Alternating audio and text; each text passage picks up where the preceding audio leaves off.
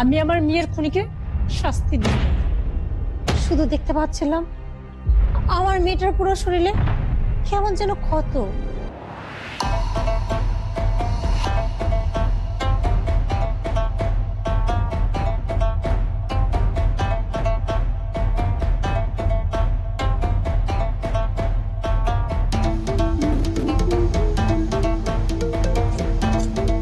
High high, কিরে তুই এত সুন্দর করে সাজে আছিস? আর এখানে তুই এখানে কি মনে করে? শুনলাম কয়দিন আগে তোর মেয়ে মারা গেছে আর তুই স্টেশনে এত সেজে গেছিস, তোর তো ভাব চক্কর আমার ভাল লাগতেছে না। হ, তুই ঠিকই শুনছিস রে। জানিস তো ওরা না আমার মেয়েটাকে বাঁচতে দিল না। ওরা হায়না শকুনের মতো আমার মেয়েটাকে মেরেই ফেললো। আচ্ছা, একটা কথা বলতো, আমার মেয়েটার কি অপরাধ ছিল? ও তো নিষ্পাপ একটা বাচ্চা ছিল। ও তো এসবের কিছুই বুঝতো না। পৃথিবীতে এত মানুষ থাকতে ওদের কি আমার মেয়েটাকে চোখে পড়লো?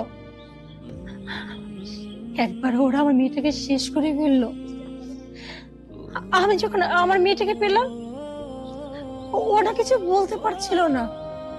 শেষবারের মতো আমি আমার মেয়েটাকে হাত দিয়ে ধরে দেখলাম, ও কথা বলতে পারছিল না। জানিস তো আমি না পুরো একা হয়ে গেছি। আমি আমার মেয়েটাকে হারিয়ে ফেলেছি। এখন না কেউ আমাকে মা বলে ডাকে না।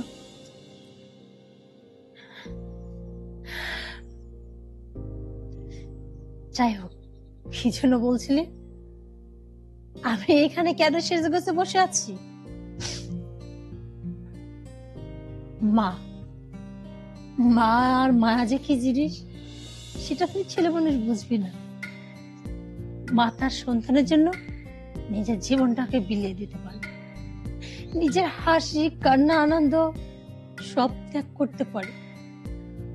আর ও তো ছিল আমার একমাত্র সন্তান আসিয়া। ভালোবেসে ওর নাম রেখেছিল। আমি ছিলাম আসিয়া অন্তঃপুর। সেও সবসময় মা মা করে আমাকে চোখে হারাইত। কিন্তু এর মাঝখানে এরকম একটা ঘটনা ঘটে যাবে আমি বুঝতে পারিনি।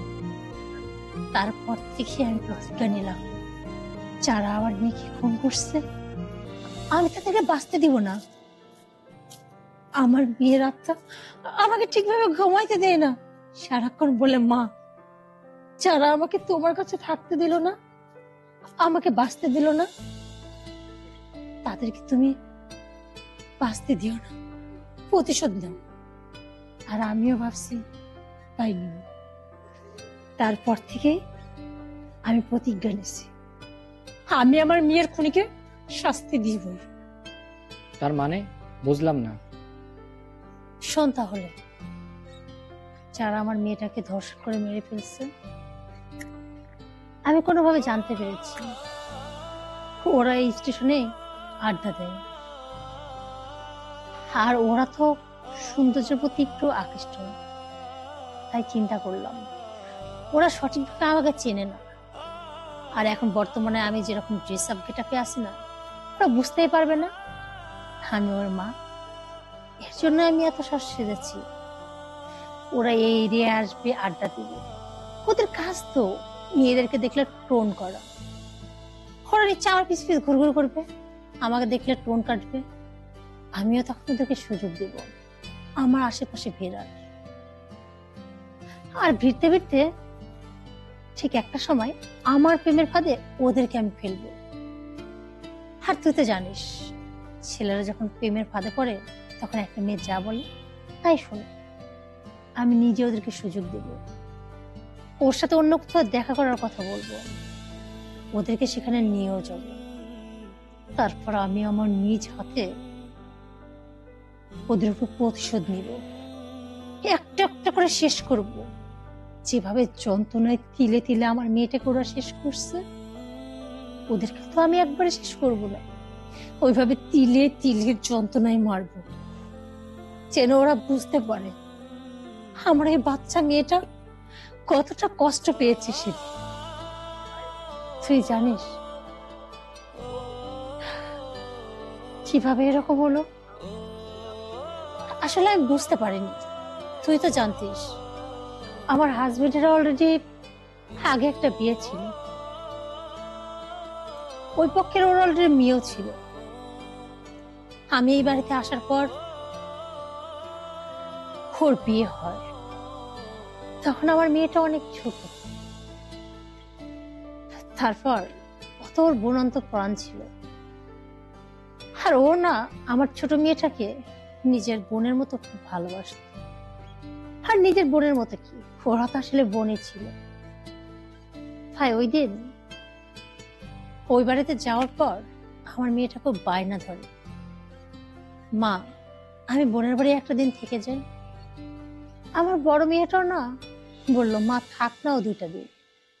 আমিও আর না করতে পারলাম না, ছোট মানুষ বোনের বাড়িতে থাকবে, কি এমন আপত্তি, থাক না।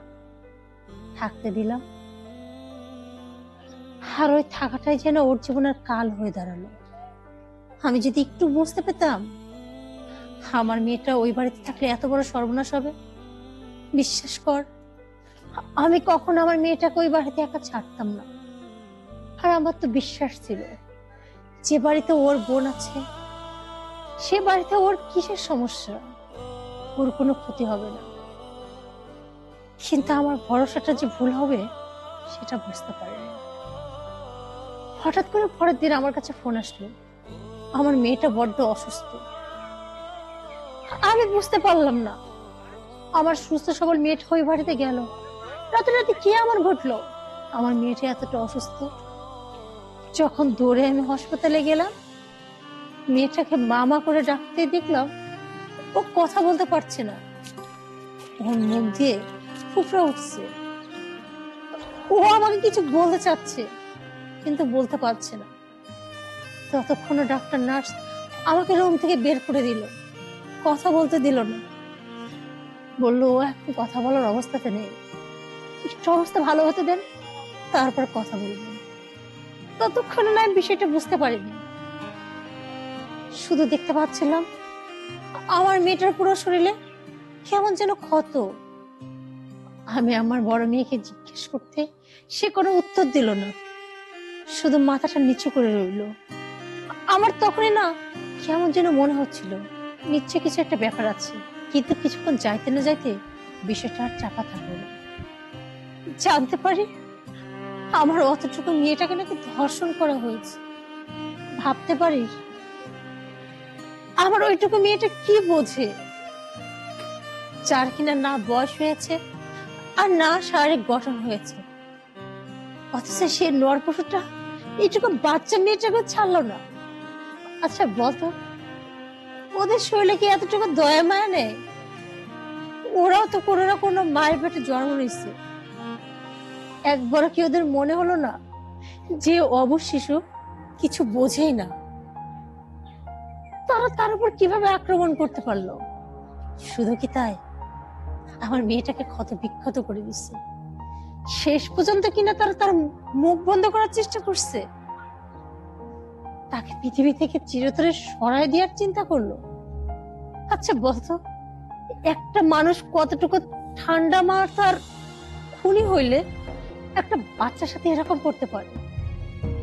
এখানে তারা ক্ষান্ত হলো, একবারে শেষ করে দিল আমার মেয়েটাকে। জানিস তো, ডক্টর বলেছিল, আমাকে অনেক আশা দিয়েছিল, হ্যাঁ আপনার মেয়ে ঠিক হয়ে যাবে। আমি ভেবেছিলাম যা হওয়ার হয়েছে, আমার মেয়েটা ঠিক হোক, কিন্তু ততক্ষণে পুরা দেশ জেনে গেল, সবার মুখে মুখে কানে কানে আমার মেয়ের ঘটনাটা রটা শুরু করলো। প্রথমে আমার লজ্জাবোধ হয়েছিল, আমি ভেবেছিলাম সবাই ঘটনাটা জানলে আমার মেয়েটা বড় হয়ে মুখ কিভাবে দেখাবো, কিন্তু তারপর ভাবলাম না, আমি মা হিসেবে যদি চুপ করে যায় তাহলে আমার মেয়ে তো কোনো বিচার পাবে না। আর ওই নরপশুগুলো একের পর এক কত শিশুর জীবন নষ্ট করবে, কেন চুপ করে থাকবো? এখানে আমার মেয়ের কি অপরাধ? সে তো নির্দোষ, তার তো কোনো অপরাধ নেই। যারা অপরাধ করছে তারা শাস্তি পাবে, আমি কেন মুখ বন্ধ করে থাকবো? আমার মেয়ে কেন মুখ বন্ধ করে থাকবো? তারপর 2 দিন 3 দিন গেল, আমার মেয়ে না একটু একটু কথা বলছিল। ও অনেক কথাই বলে গেল। আমি ভেবেছিলাম আমার মেয়েটা বুঝি আমার কোলে ফিরে আসবে, সুস্থ হয়ে গেছে। তারপর হঠাৎ করে কিছুক্ষণ পর ডাক্তার আবার হসপিটালে ডাকে। হসপিটালে যাইতেই খবর পায় আমার মেয়েটা আর নেই। আমার মেয়েটা ততক্ষণে আমাদের সবাইকে ছেড়ে চলে গেছে। আমার তখন না বুকটা ফেটে যাচ্ছিল। আমি এক পলক আমার মেয়েকে দেখতে চাই, কিন্তু ডাক্তার নার্স আমাকে ভিতরে যাইতে দেয় না। ওরা বলে দেরি হবে। আমি আমার মেয়েটার কাছে যেতে পারলেও আমার মেয়েটাকে ধরে আমি এত চিৎকার করলাম যে, মা একটাবার চোখ খোল, দেখ তোর মা এসেছে, একটু কথা বল। কিন্তু আমার মেয়েটা না আর কথা বললো না,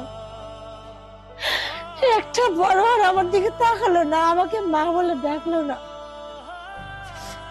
অথচ দেখ আমার মেয়েটা ন্যায্য বিচারও পাইল না।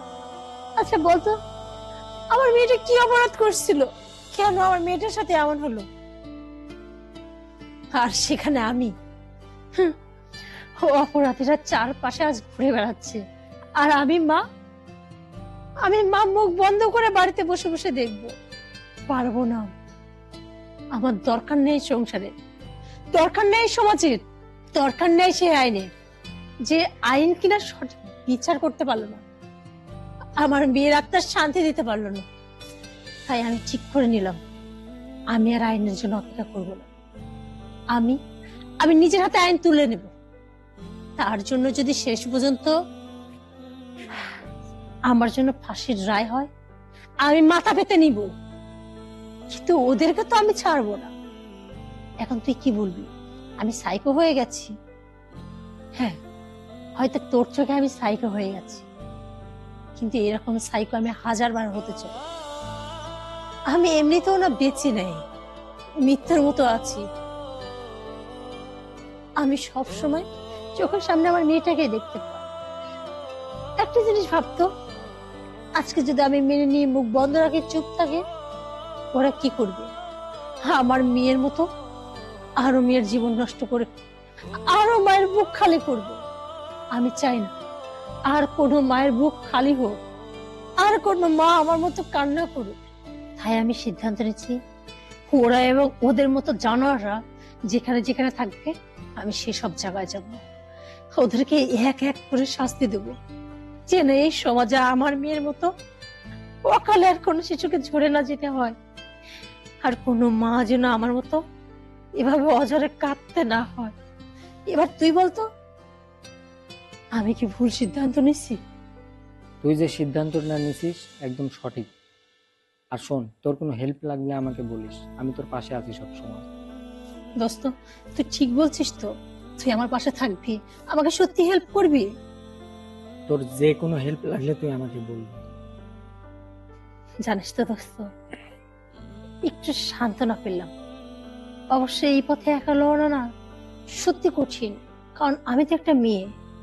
ওদেরকে হয়তো হাত ধরে এখান থেকে নিয়ে যাইতে পারবো, কিন্তু একা তো আমার দ্বারা সবকিছু করা সম্ভব না। যাক, আজকে থেকে তুই আমার পাশে থাকবি। আমি পারবো। আমার মেয়ের খুনিদেরকে অবশ্যই আমি শাস্তি দিতে পারবো। পাশে আর যারা এরকম শয়তান আছে, ওদেরকেও আমি শেষ করতে পারবো। আচ্ছা দোস্ত, যাই হোক, তুই এখন এখান থেকে যা, কারণ তুই আমার পাশে থাকলে ওরা আমার দিকে আগাবে না, আমাকে একা থাকতে দে। আর আমি তোকে রাতে ফোন দিব। আচ্ছা ঠিক আছে, তাহলে আমি উঠি। আমি তোর আশেপাশে ঘোরাঘুরি করবো, যে কোনো সমস্যা হলে আমাকে ফোন দিবি। ঠিক আছে দোস্ত। আচ্ছা, উঠি তাহলে। মারে, শুনতে পেলি মা? তোর মা শুধু একা না, তোর মায়ের সাথে আরো মানুষও আছে, তাও চায় তোর বিচার হোক, বিচার হোক তোর।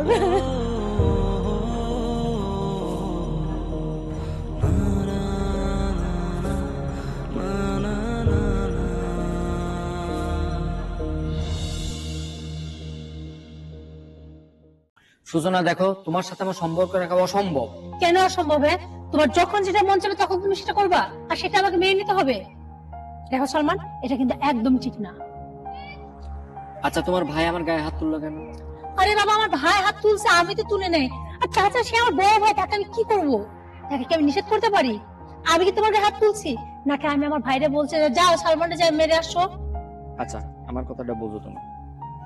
ধরো আমাদের এই ঝামেলাটা ঠিক, আবার কালকে দেখবে যে তোমার সঙ্গে আমি বসে কথা বলতেছি, আবার এসে আমার গায়ে হাত তুলবে। এটা কতদিন চলবে? উফ সালমান, বিষয়টা তুমি বুঝতে পারতেছো না।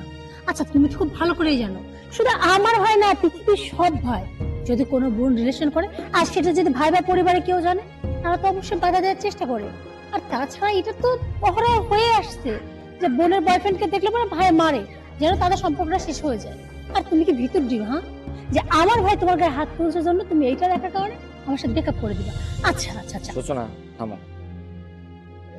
তোমার ভাই যে আমার গায়ে হাত তুলছে, আমি ইচ্ছা করলে তাকে কিন্তু আমি গায়ে হাত তুলতে পারি, কিন্তু সম্মানের খাতিরে কিন্তু আমি কিছু বলিনি।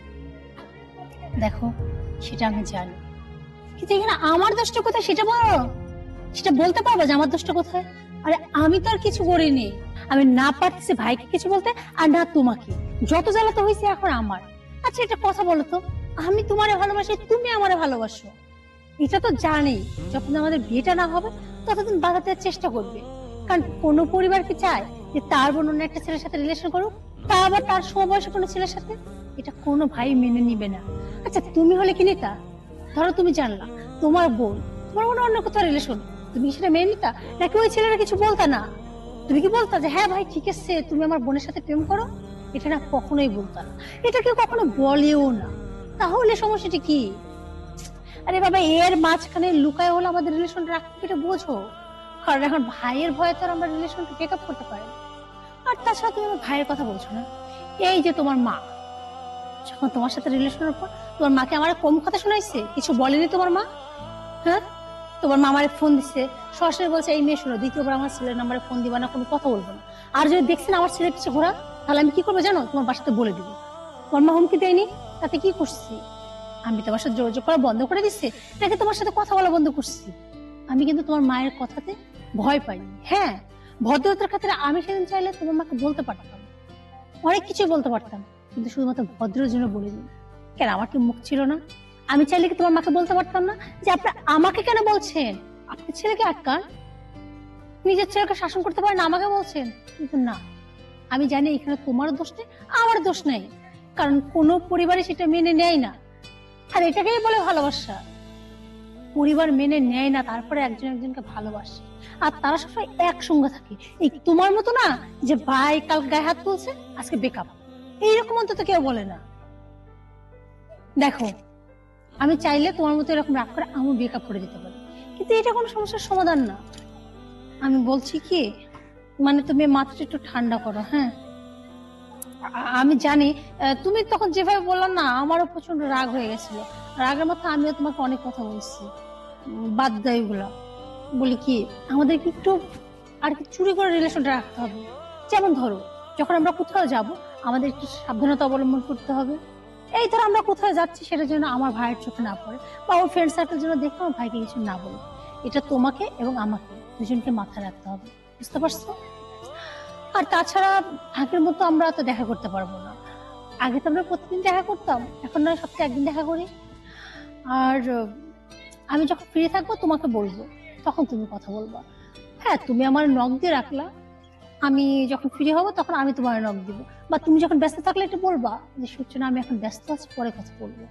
তাহলে দেখা যাবে তোমার পরিবার থেকে সমস্যা হবে না, আর আমার পরিবার থেকেও নেই। আর যখন আমরা কম কম দেখা করবো, তখন বাইরে আমাদেরকে কেউ দেখবেই না, তো কমপ্লেন কি করবে? আর তাছাড়া ভাইয়া ভাববে তোমার সাথে আমার সম্পর্ক নাই, হয়ে গেল। আর আরেকটা কথা, বিষয়টা হচ্ছে, আমি চাই না তুমি ভাইয়ের সাথে ঝামেলায় জড়াও। তবুও যদি ভাই তোমার গায়ে হাত তুলে, তবু এক থাপ্পড় মেরে দিও। আমার ভাই হয়েছে তাতে কি হয়েছে, আমি কি করবো? হ্যাঁ, তোমার হাত পা নাই, দিবা। তোমার তো ভাবতে হবে না যে আমার ভাইয়ের জন্য কিছু বলবা না। কি, এখন তো কিছু বলবা না, এখনো রাগ করে থাকবা?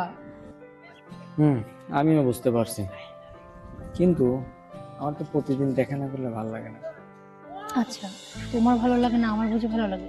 শোনো না, তোমার সাথে দেখা না করলে আমারও ভালো লাগে না, কিন্তু কি করবো বলো, এখন ভালো লাগার চেয়ে সম্পর্কটা ঠিক রাখাটাই দরকার। সেটা তুমিও বোঝো। দেখো, এখন যদি ওদের চোখের আড়ালে আমরা যদি সম্পর্কটা রাখতে চাই, এছাড়া আমাদের কোনো উপায় নেই। আর তাছাড়া এটা আমি জানি, দূরে থাকলে তো ভালোবাসা শেষ হয়ে যাওয়া হয় না। এই যে যেমন দেখো, এখন তোমার হাতটা ধরে আছে, দূরে থাকলে হয়তো সেটা পারবো না, কিন্তু এই যে মনের মধ্যে তো তোমার জন্য ভালোবাসা থাকবে। প্লিজ একটু বোঝার চেষ্টা করো। বুঝতে পারছি, বিয়ে না করা কিন্তু শান্তি নেই। একদম ঠিকই বলেছো, এভাবে কিছুদিন যাও। আর তারপর তুমি যে কথাটা বললে, এটা তো মাথায় ছিল না। একদম ঠিক বলেছো। আসলে যেভাবে ভাইয়া শুরু করছে না, তাতে এইভাবে সম্পর্ক রাখাটা না সমস্যা হয়ে যাবে। আর ভাইয়ার সঙ্গে বাড়াবাড়ি করে লাভ নেই, কারণ ভাইয়া তো বাসাতে বলে দিতে পারে। আর বাসাতে বলে দিলে কি হবে বলো, তখন তো তাড়াহুড়ো করে আমাকে একটা বিয়ে দিয়ে দেবে। আর আমি না তোমাকে ছাড়া অন্য কাউকে বিয়ে করতে পারবো না, কারণ আমি তোমার বড্ড ভালোবাসি। তাই বলছি কি, তুমি তো ভালো করে জানো, তুমিও তোমার বাসাতে বলে রাজি হবে না, কারণ তোমার মাও চায় না যে তোমার সাথে আমার সম্পর্কটা থাক। কিন্তু আমরা দুজন তো দুজনকে ছাড়া থাকতে পারবো না। চলো একটা কাজ করি, তুমি তোমার ফ্রেন্ড সার্কেলের সঙ্গে কথা বলো, কিছুদিনের মধ্যে আমরা বিয়েটা করে ফেলি। মানে এখনই আমরা পালিয়ে যাব না, জাস্ট বিয়েটা করে রাখি। আর তারপর আমাদের সম্পর্কটা যেভাবে চলছে সেভাবে চলতে থাকুক। তাতে অন্তত যেটা হবে, মাঝে মাঝে আমরা একটু চুরি করে দেখা করতে পারবো। আর তখন আমাদের হারানোর কোনো ভয় থাকবে না। সবসময় মনে হবে তুমি তো আমার বর, আর তুমিও ভাববা আমি তোমার বউ। তখন কাউকে ছেড়ে যাওয়ার প্রশ্নই আসে না। আর যদি মনে করো এর মাঝখানে বাড়ি থেকে খুব বেশি চাপাচাপি করে বা অন্য কোথাও বিয়ে দেওয়ার চিন্তা ভাবনা করে, তখন আমরা পালিয়ে যাব। আর যখন ওরা দেখবে যে আমরা অলরেডি অনেকদিন আগে বিয়ে করে রাখছি, তখন না তোমার বাড়ি থেকে কিছু বলতে পারবে, আর না আমার বাড়ি থেকে। আর এটাও জানি যে তোমার মা সহজে মানতে চাইবে না, তোমাদের বাড়িতে আমার একটু প্রবলেম হবে, কিন্তু আমি কোনো ভয় পাই না, কারণ তুমি আছো। আর এইটা আমার বিশ্বাস আছে, তুমি আমার পাশে থাকলে আমি সবকিছু জয় করে নিতে পারবো, কারণ আমি তোমাকে প্রচন্ড ভালোবাসি। আর তোমার জন্য এইটুকু কষ্ট না আমি হাসি মুখে মেনে নিতে পারবো। আর তাছাড়া বিয়ের সময় না কেউ মেনে নিতে চায় না, বাট বিয়ের পর 2-4 বছর গেলে দেখবা তোমার পরিবারে মেনে নিবে, আমার পরিবারে মেনে নিবে, কারণ আমরা তো তার সন্তান। বাবা মা কি কখনো আমাদের ফেলে দিতে পারবে বলো? পারবে না। তবে হ্যাঁ, এইভাবে হুটহাট করে কিন্তু মাথা গরম করবো না। আর হুট করে দেখা যায় কি কি বললে এসে আমাকে বলবো বেকআপ, এই কথা কিন্তু বলা যাবে না, হ্যাঁ মনে রেখো। আর বেকআপ করতে চাইলেও না আমি কিন্তু বেকআপ করবো না। আর যদি দ্বিতীয়বার বলছো না, তাহলে আমি কি করবো জানো? আমি কিন্তু আত্মহত্যা করবো। ঠিকই শুনতেছো, ওইভাবে তাকায় লাভ নেই। কখনো আমাকে ছেড়ে যাওয়ার কথা বলবো না, কারণ আমি তোমাকে ছাড়া থাকতে পারি না, বুঝছো? এই দেখো, কথা বলতে বলতে তো ভুলেই গেছি। অনেকক্ষণ তো আসছি, বলি কি এখন তাহলে আমরা আসি, মানে তুমি তোমার বাড়িতে যাও, আমি আমার বাড়িতে যাই। আচ্ছা ঠিক আছে, চলো আমার বন্ধুদের সঙ্গে কথা বলে বিয়েটা ফাইনাল করি। চলো।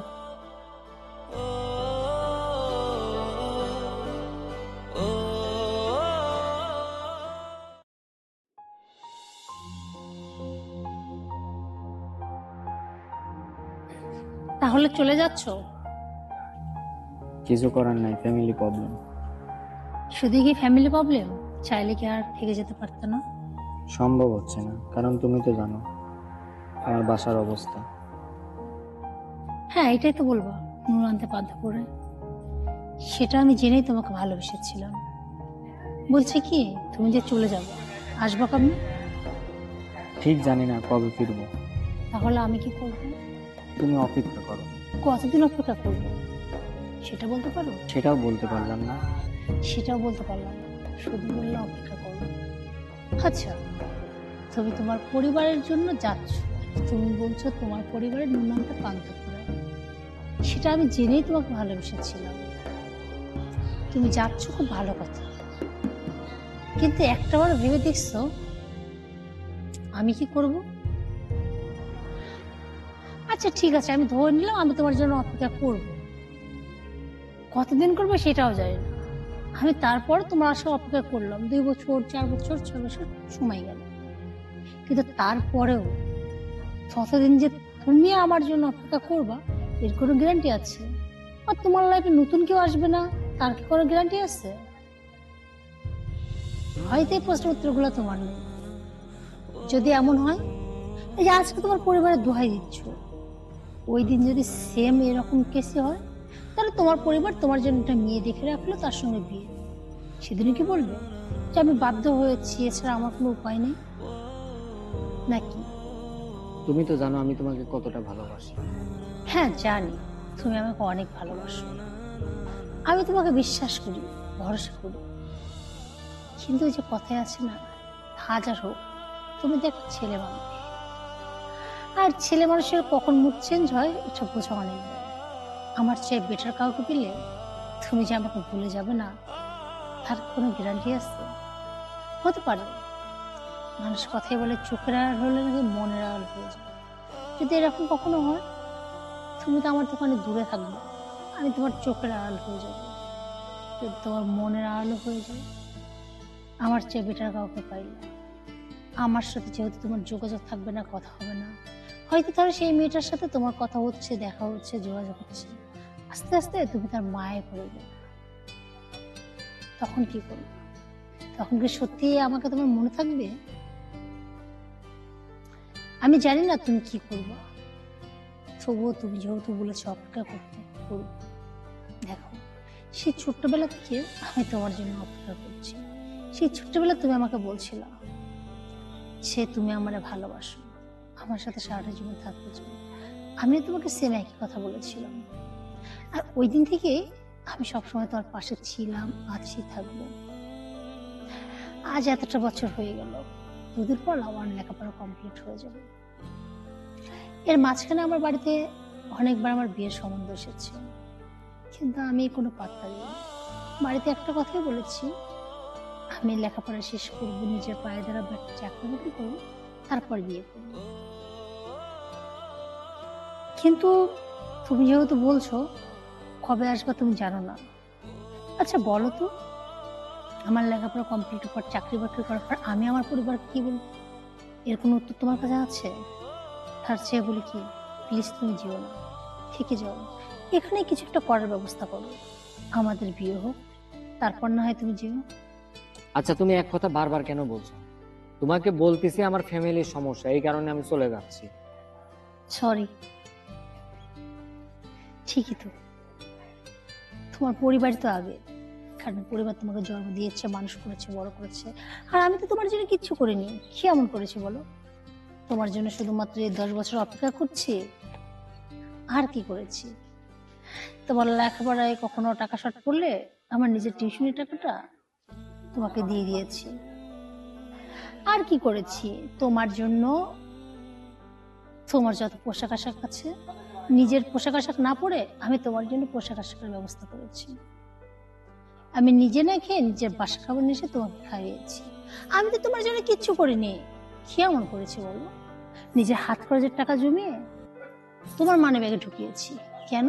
যেন বাইরে গেলে তোমার অসুবিধা না হয়, তুমি যাতে চলতে পারো। বাড়ি থেকে 2000 টাকা নিয়েছি ড্রেস কেনার জন্য, 1000 টাকা ড্রেস কিনেছি, আর 1000 টাকা তোমার ড্রেস কিনেছি। আমি তো তোমার জন্য কিচ্ছু করিনি, সবকিছু তো তোমার পরিবার করেছে। আজকে বাধ্য হয়েছে, তাই পরিবারের কথা মতো তুমি বাইরে চলে যাবে। সত্যিই তো, আমি এত কিছু বুঝার পরে, জানার পরে কেন তোমাকে রিকোয়েস্ট করছি? আমার অন্যায় হয়েছে, আমার ভুল হয়েছে, সরি। আল্লাহ আমাকে মাফ করে দিবে। ঠিক আছে, যাচ্ছা যাও। যদি সত্যি তুমি আমাকে মনে রাখতে পারো, বা তোমার যদি মনে থাকে, আমি জানি না তোমার জন্য কি করেছি, শুধু এটুকুই বলতে চাই, আমি তোমাকে বড্ড ভালোবাসি, তোমাকে বিশ্বাস করি। আমি তোমাকে কথা দিয়েছিলাম তোমার জন্য অপেক্ষা করি, করবো। যেহেতু আজকে তুমি আমার কথা রাখলে না, কোনো আফসোস নেই, তবে আমি তোমার জন্য অপেক্ষা করবো। জানি না ঠকবো কি জিতবো, তবুও অপেক্ষা করবো। যদি কখনো এরকম দিন আসে, তোমার লাইফে নতুন কেউ আসে, তবে আমার থেকে লুকিও না, পারলে আমাকে খবরটা দিও। জীবনের শেষ দিন অবধি আমি শুধুমাত্র তোমার জন্য অপেক্ষা করবো, আর তোমাকেই ভালোবাসবো। আমি জানি তোমার ফ্যামিলি আমার চেয়ে বেশি তোমাকে কেয়ার করে, অনেক খোঁজ খবর নেই। তুমি ওখানে গেলে আমি তো তোমার কোনো খোঁজ খবরও পাবো না, যদি পারো একটা চিঠি লেখো, পৌঁছায় একটু জানিও ঠিকভাবে পৌঁছে আছে কিনা। আর নিজের যত্ন নিও।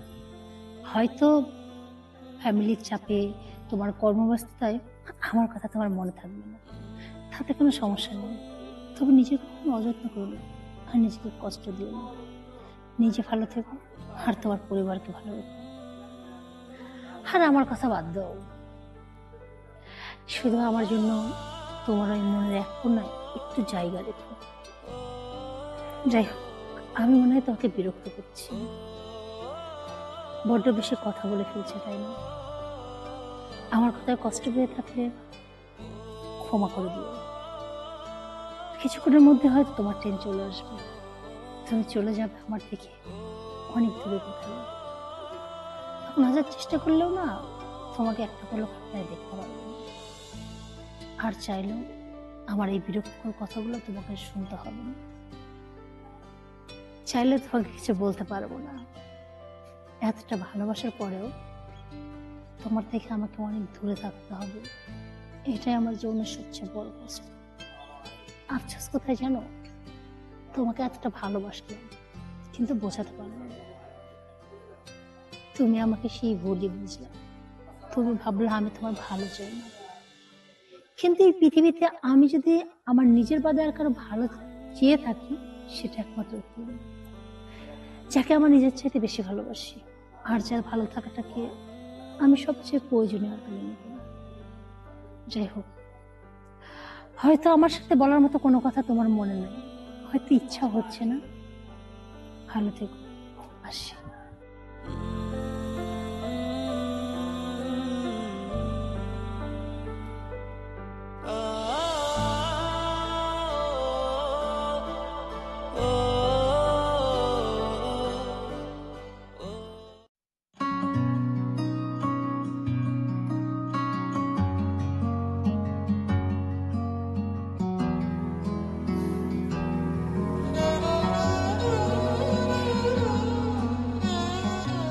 কি তাহলে চলে যাচ্ছ? তুমি চলে যাচ্ছ, আমার কি হবে? আমি এখনো এতটা বড় হইনি যে পরিবারের বিরুদ্ধে যে আমি কোনো সিদ্ধান্ত নেব। হ্যাঁ, আমি লেখাপড়া কমপ্লিট করেছি, আর না কোনো জব করি, তাই আমার কিচ্ছু করার নেই। আমি এখন বাধ্য। এর জন্যই তো পরিবারের কথাতে হাতে হা আর নাতে না আমাকে এখন মিলাতে হচ্ছে। আমি জানি তুমি আমাকে বড্ড ভালোবাসো, এটাও জানি আমি এখান থেকে যাওয়ার পর তুমি খুব একা হয়ে যাবে, কারণ তোমার বলতে শুধুমাত্র আমিই ছিলাম।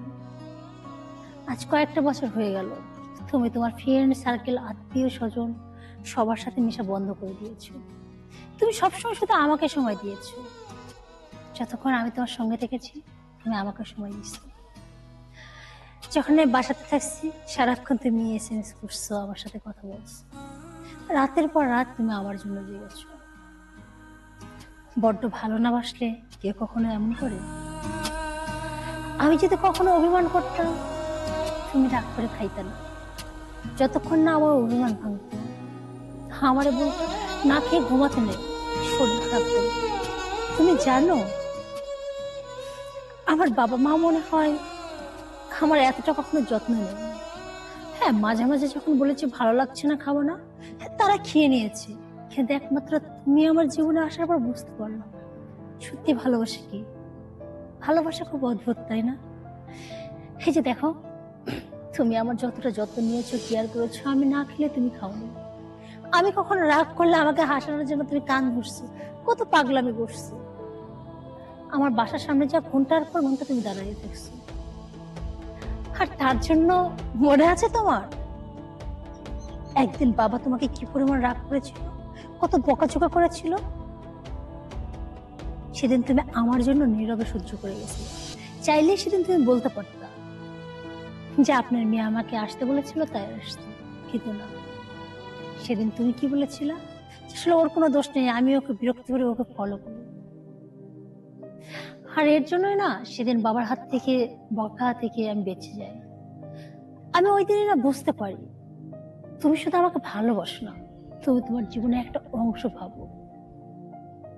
আর এটাও জানি তুমি তোমার সবটুকু দিয়ে আমাকে ভালোবাসো। জানো তো আমিও না চেষ্টা করেছি তোমাকে আমার সবটুকু দিয়ে ভালোবাসতে, বলতে পারো বাসিও।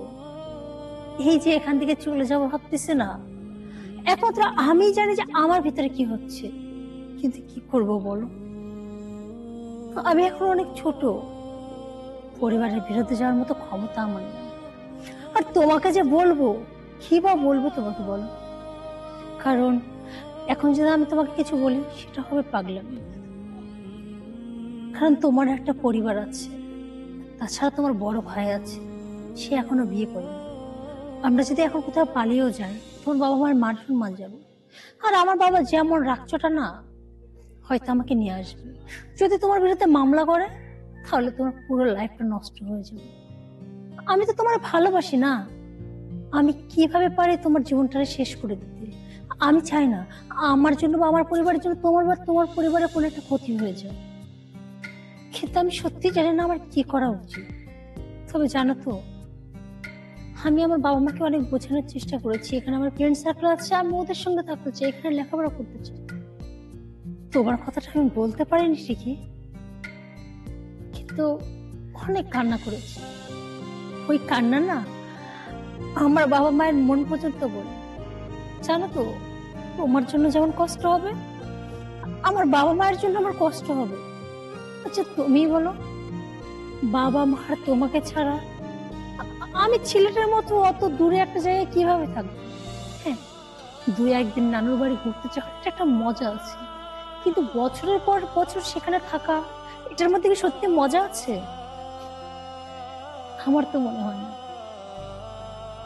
অথচ দেখো, আমি তাদের কিন্তু একটা মাত্র সন্তান।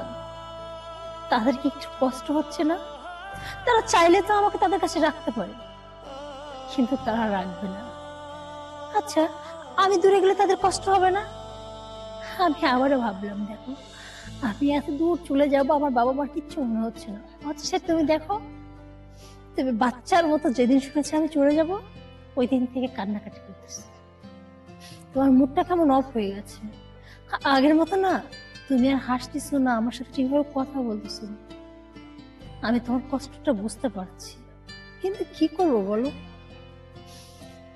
আমি যে আজকে বড্ড নিরুপায়, আমার সত্যি কিছু করার নেই। আর আমি জানি না আমি কি করব। এখন তুমি বলো আমার কি করা উচিত? সূচনা, এখন কি বলবো আমি বুঝতে পারছি না। তুমি তো জানোই আমি কোনো চাকরি বাকরি করি না, আমার ফ্যামিলির অবস্থা খুবই খারাপ। যাই হোক, যেখানে যাচ্ছ ভালো থেকো, আমার আর কিছু বলার নেই। সত্যি বলার নেই? আর কি বলবো, আমার যতটুকু চেষ্টা করার আমি করছি। আচ্ছা, তুমি তো আমার জন্য দোয়া করেছো, আমি যেখানে যাবো সেখানে যেন ভালো থাকি। তবে তুমি যেখানে থাকবে, মানে আমি যেখানে থাকবো তোমার সাথেই থাকবে। মানে তোমার মনটা তো আমার কাছে থাকবে, আমি সেটা বলেছি। জানো তো, আজকে আমি বাসা থেকে না একবারে বের হয়েছি। আর এই জায়গাতে মনে হচ্ছে আজকে আমাদের শেষ দিন। আজকের পর থেকে এখানে আর কবে আসবো, কোনোদিন দেখা হবে কিনা সেটা সত্যি জানি না। যদি কখনো এরকম সময় আসে, আমি যদি তোমার আবদার করি, সালমান চলো না আমরা সেই স্টেশনে আবার যাই, দেখা করি, তুমি আসবে তো আমাকে নিয়ে? অবশ্যই আসবো। আচ্ছা সালমান, তুমি আমার জন্য সবকিছু করতে পারো? কি পারি কি না পারি সেটা তুমি ভালো করে জানো। না ধরো আমি যদি এখন তোমাকে বলি যে আমার জন্য ওই ট্রেন লাইনে তোমাকে ঝাঁপ দিতে হবে, তুমি ঝাঁপ দিতে পারবে? দেখো আমি এখনই যাচ্ছি। আরে দাঁড়াও না। আচ্ছা, একবারও তো জিজ্ঞেস করলে না আমি কলেজে গিয়েছিলাম কি যাইনি? জানো তো, আজকে সকালে আসার সময় না আমি অনেকক্ষণ আব্বু আম্মুকে দেখে আসছি।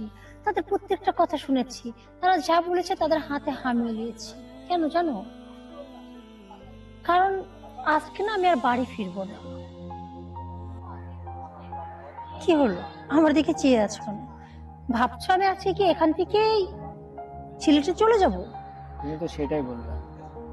আমি কি একবারও বলেছি আমি সিলেটে যাব? হ্যাঁ, আমার এই ব্যাগের মধ্যে দেখছো না, এখানে কিন্তু কোনো বই নেই, যা আছে সব কাপড় চোপড়। আমি বাড়ি থেকে একবার রেডি হয়ে আসছি আর ভেবেছি এখান থেকেই চলে যাব। মানে তোমার সাথে। আমার সাথে মানে? হুম, যখন দেখলাম বাবা মাকে এত রিকোয়েস্ট করার পরেও তারা একবার আমার কথা ভাবলো না, আমাকে ছেড়ে থাকতে তাদের কষ্ট হবে না, তখন বুঝতে পারলাম 2 দিন পরে তো আমাকে বিয়ে দিবে। বাবা মা তখন আমাকে ছাড়াই থাকবে। তাহলে এই 2 দিনের জন্য বাবা মার মন জোগানোর জন্য নিজের লাইফটাকে কেন নষ্ট করবে, আর তোমাকে বা কেন কষ্ট হবে?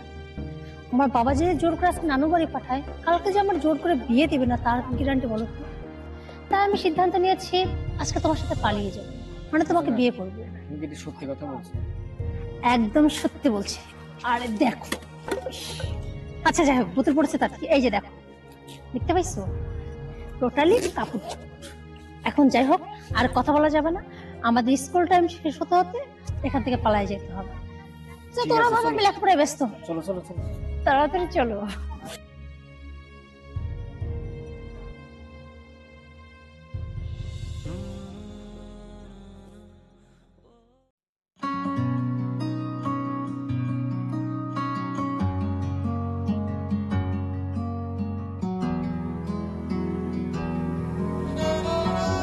এই শোনো না, বলছি কি তুমি এখানে একটু দাঁড়াও, আমি একটু সামনে থেকে আসি, 2 মিনিট একটু কথা বলে আসি। আচ্ছা যাও, সমস্যা নেই। ওকে। সালমান, তুমি এইখানে? সুজনা, তুমি এখানে? হ্যাঁ, পাশ দিয়ে যাচ্ছিলাম, হঠাৎ করে দেখলাম তুমি এখানে বসে আছো, তাই চলে আসলাম। কিন্তু এই জায়গাতে তো প্রতিদিন তুমি আর আমি আগে বসে থাকতাম, কিন্তু তুমি এখানে একা কি করছো? তুমি চলে যাওয়ার পর থেকে আমি এখানেই বসে থাকি। তুমি আমার সাথে বেইমানি করলেও আমি তোমার সাথে বেইমানি করিনি। কারণ তুমি আমাকে একা রেখে চলে গেছো, কিন্তু আমি যেতে পারি না, আর আমি কোনোদিন যাবো না। কি বললে তুমি? আমি তোমার সাথে বেইমানি করেছি? হ্যাঁ, সেটা তো আজকে বলবে আমি তোমার সাথে বেইমানি করেছি। আচ্ছা একটা কথা বলো তো, একবার কি তুমি আমার দিকটা ভাবার চেষ্টা করেছো? এই যে আমি কি সত্যি তোমাকে ছাড়া বিয়ে অন্য জায়গায় করতে চেয়েছিলাম? আরে আমি তোমার ভালোবাসতাম, আমিও তো চেয়েছিলাম তোমাকে বিয়ে করব, তোমার সাথে সুখে সংসার করবো, কিন্তু আমি তো বাধ্য হয়েছি। আমি একটা মেয়ে, আমি চাইলেই না আমার কথা মতো আমার পরিবার শুনবে না, তারা যা ভাববে, যেটা ভালো মনে করবে সেটাই আমার উপর চাপিয়ে দিবে। আর আমার ক্ষেত্রে সেম একই অবস্থা হয়েছিল, তারা চেয়েছিল এখন আমার বিয়ে দিবে। আর তাছাড়া আমি আমার পরিবারকে অনেক বোঝানোর চেষ্টা করছি, আমি তাদেরকে কতবার বলেছি আমি এখন বিয়েটা করতে চাই না, আমি লেখাপড়া কমপ্লিট করতে চাই। কিন্তু ওই যে আমার বাবা হার্ট অ্যাটাকের পেশেন্ট, এটাই হলো আমার পরিবারের দোহাই। তোর বাবা এই ভালো আছে, এই খারাপ হবে তার ঠিক নাই, আর তুই থাকলে তোর বাবার টেনশন আরো বাড়বে, তোর বিয়েটা দিলে তোর বাবা একটু নিশ্চিন্তে থাকতে পারবে। তবুও তো আমি চেয়েছিলাম না এই তোমাকে ছাড়া বিয়ে করতে। কিন্তু পরিবার না ওই দিন আমার কোনো ইচ্ছা শোনেনি, আমার ভালোবাসাকে কোনো মূল্যায়ন দেয়নি, তারা তাদেরটা দেখেছে। তবুও তো আমি ওই সেই পরিবারের বিরুদ্ধে গিয়েছিলাম শুধুমাত্র তোমার জন্য। আমি তোমাকে কতবার বলেছিলাম সালমান চলো আমরা পালিয়ে যাই, পালিয়ে গিয়ে বিয়েটা করি, তুমি আমারে কি বললা? দেখো আমি এখন বেকার, আমি পালিয়ে যাই কি করব? আর তাছাড়া আমার লেখাপড়া কমপ্লিট হয়নি, এখন আমি গেলে কোনো একটা জবও করতে পারবো না, পালিয়ে নিয়ে তোমাকে খাওয়াবো কি? কই সেদিন তো তুমি বলনি যে চলো আমার হাতটা ধরে চলো আমি তোমাকে নিয়ে যাই, ওই জন্য গাছতলায় থাকবো, ওই জন্য 2 দিন ভিক্ষা করে খাবো। ওই সেদিন কোথায় গেছিল তোমার এই কথাগুলা? আর আজকে এই তুমি আমার দিকে আঙ্গুল তুলে কি বলছো আমি বেঈমান, আমি তোমার সাথে বেঈমানি করেছি?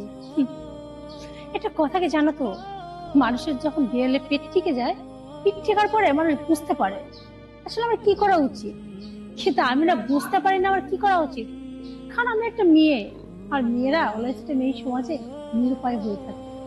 একদিকে যখন তোমাকে বলেছিলাম আমার হাতটা ধরে পালিয়ে নিয়ে চলো, তুমি না বলে দিয়েছিল সেই দিন আমাকে, আর ওইদিকে আমার পরিবারের বিয়ের চাপ, আমি কি করতাম, কোথায় যেতাম? আমি একটা মেয়ে, হয় পরিবারের কথা মানতে হবে আর নাহলে তোমার সাথে যেতে হবে। তো সেই দিন তো তুমি আমার কোনো দায়িত্ব নাওনি। শুধু তাও না, আমি কবর বলার আগ পর্যন্ত তোমার জন্য অপেক্ষা করেছিলাম, তোমার একটা হার জন্য অপেক্ষা করেছিলাম। তুমি যদি একটাবার আমাকে হা বলতা তাহলে আমি চলে যাব। আমি কবুল বলার আগ পর্যন্ত তোমার জন্য অপেক্ষায় ছিলাম, হয়তো তুমি আমার ফোন দিয়ে বলবো সূচনা তুমি ফিরে আসো। কিন্তু জানো তো আস্তে আস্তে সময়টা শেষ হয়ে গেল, কিন্তু তোমার কোনো ফোন আসলো না, আর না তুমি বললা তুমি চলে আসো। আর আজকে তুমি আমার দিকে আঙ্গুল তুলে বলছো আমি বেঈমান। হ্যাঁ, এত কিছুর পরে যদি তোমার মনে হয় দোষটা আমার, তাহলে সত্যি দোষটা আমার। তুমি নিজেকে মনে করে দেখো, এই তোমাকে পাওয়ার জন্য আমি আমার বাড়ি থেকে কম অত্যাচার সহ্য করিনি। আর তুমি তুমি আমার জন্য কি করছো? হ্যাঁ, অথচ আমি কিন্তু তোমার জন্য অনেক কিছু করছি। হাই রে, আমি এত ভালো স্টুডেন্ট ছিলাম যা বলার মতো না। কখনো এক ছাড়া আমার রোল দুই হয়নি। অথচ দেখো, এই তোমার জন্য, তোমার সাথে রিলেশন করার পর দিনের পর দিন তোমার সাথে দেখা করা, তোমার সাথে কথা বলা, সারা রাত যে গল্প করেছি। সে বাড়ির সবাই কি ভেবেছে আমি লেখাপড়া করছি, কিন্তু আমি ছিলাম তোমাকে নিয়ে ব্যস্ত। ভোরে যখন ঘুম থেকে মা ডাকতো যে স্কুলে যেতে হবে, আমার না চোখটা বন্ধ হয়ে আসতো, ইচ্ছে হতো না ঘুম থেকে উঠি, তবুও আমাকে উঠতে হইতো, কারণ পরিবারের সামনে আমাকে অভিনয় করে যেতে হতো শুধুমাত্র তোমার জন্য। আচ্ছা, আমি যদি তোমায় নাই ভালোবাসবো, তাহলে কেন এমনটা করেছি? সেই ক্লাসে 1 রুল থাকা ছাত্রী যখন আস্তে আস্তে 10 রুল হয়ে গেল, এক পর্যায়ে আমার রুল 25 পর্যন্ত আসলো, আর সেটা তুমি নিজেই তার প্রমাণ। কিন্তু তবুও আমার কোনো কিছু আফসোস হয়নি। তুমি জানো এর জন্য আমাকে বাড়িতে কত কথা শুনতে হয়েছে। তুই কি করিস, তুই কি লেখাপড়া করিস নাকি, তোর মনটা কোথায়? কিন্তু কেউ তো আর জানতো না যে আমার মন শুধুমাত্র তোমার দিকেই পড়েছিল। আমি হাজার ব্যস্ততার মাঝে না সবকিছু ফেলে আমি তোমার জন্য অপেক্ষা করতাম। আরে তুমি না খাইলে আমি ঠিকভাবে খাওয়া দাওয়া পর্যন্ত করতাম না। আচ্ছা, এমন কোনো রাত গেছে যে তোমার থেকে শুনছো তুমি খেয়েছো কিনা?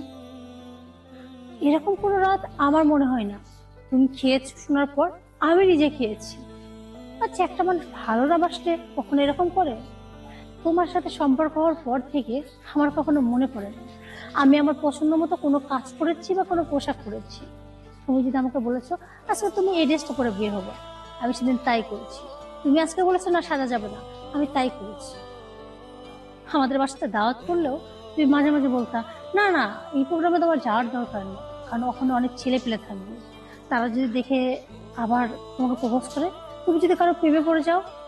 শুধুমাত্র তোমার মন রাখার জন্য আমি সে দাওয়াতে পর্যন্ত অ্যাটেন্ড করিনি। আর আজকে সমস্ত দোষ তুমি আমার দিকে দিলে।